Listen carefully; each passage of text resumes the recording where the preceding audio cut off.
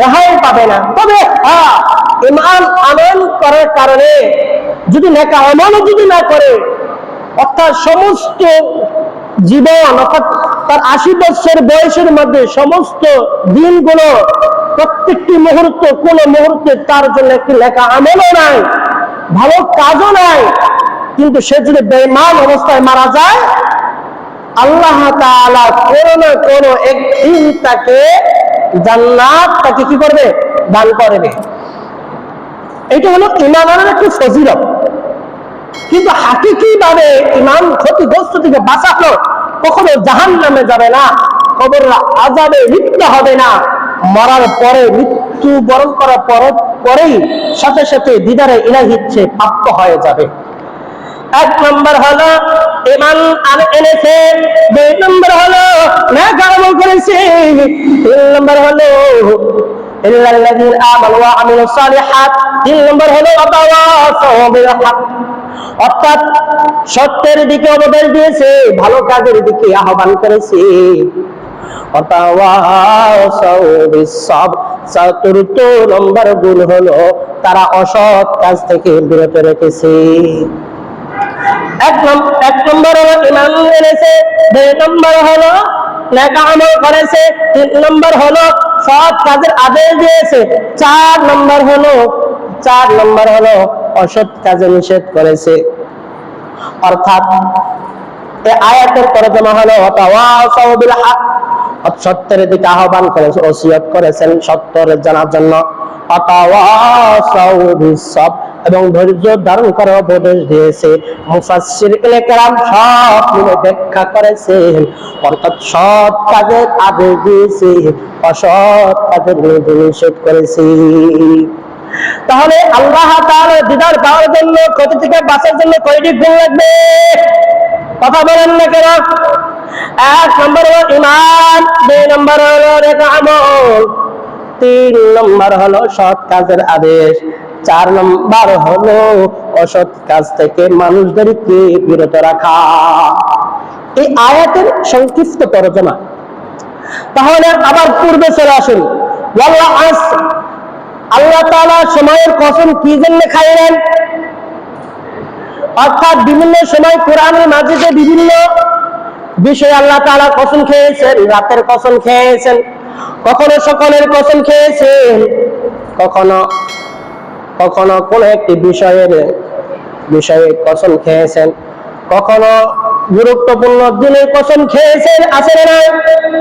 যেমন আল্লাহ তাআলা সূরাতুত তিনের মধ্যে বলে তিনের কসম,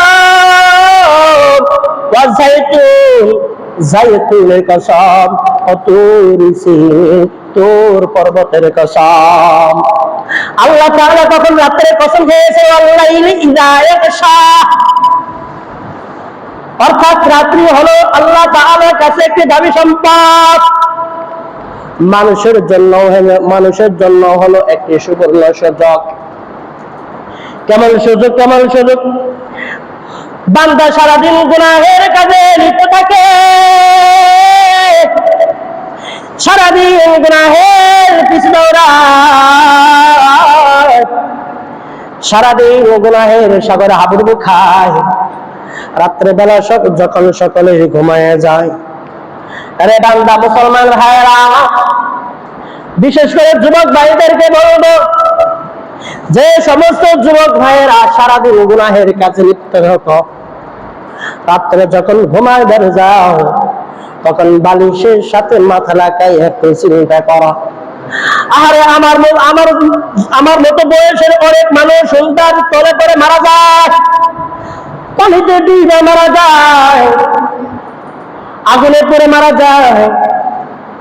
খোদা না খাস্তা, আমার জানি না কখন আমার পিছে আজরাইল আসে।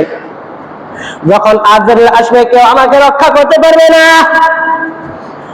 মা সন্তানকে বেশি মহব্বত করে, বাবা সন্তানকে বেশি মহব্বত করে।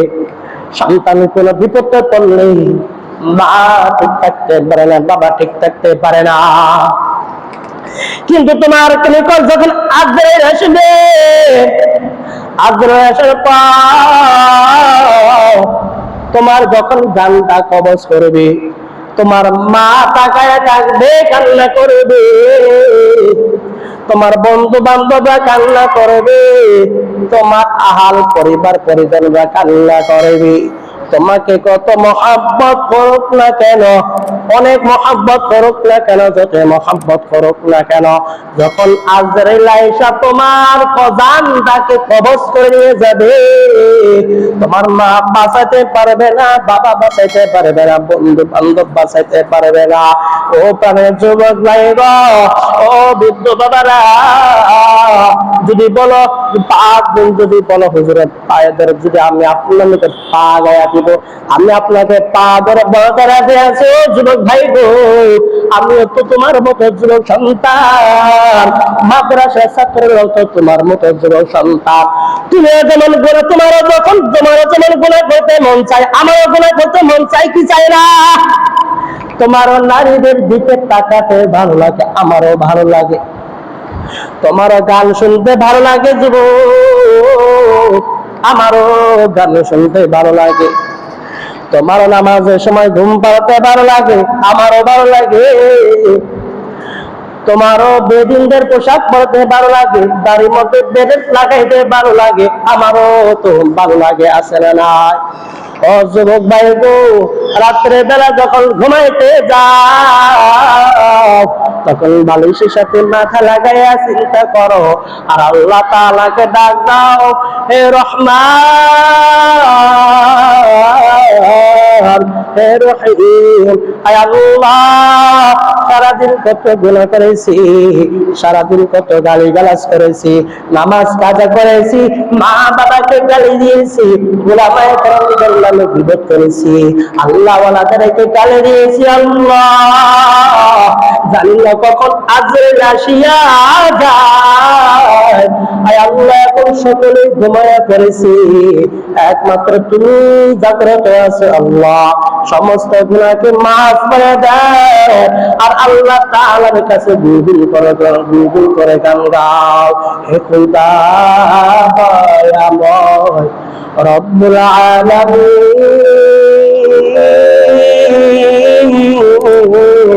জীবনে মারণে ভাই কি হবে সেই দিন। হে খোদা, হে খোদা দয়াময় রব্বুল আলামিন,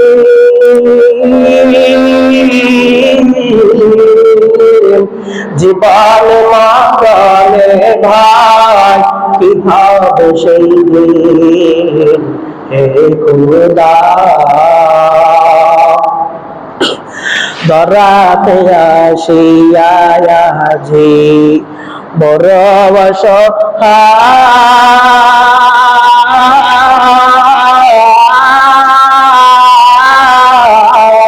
অসহায়, ইহকালের মায়ায় পরে অন্ধ যে সবাই।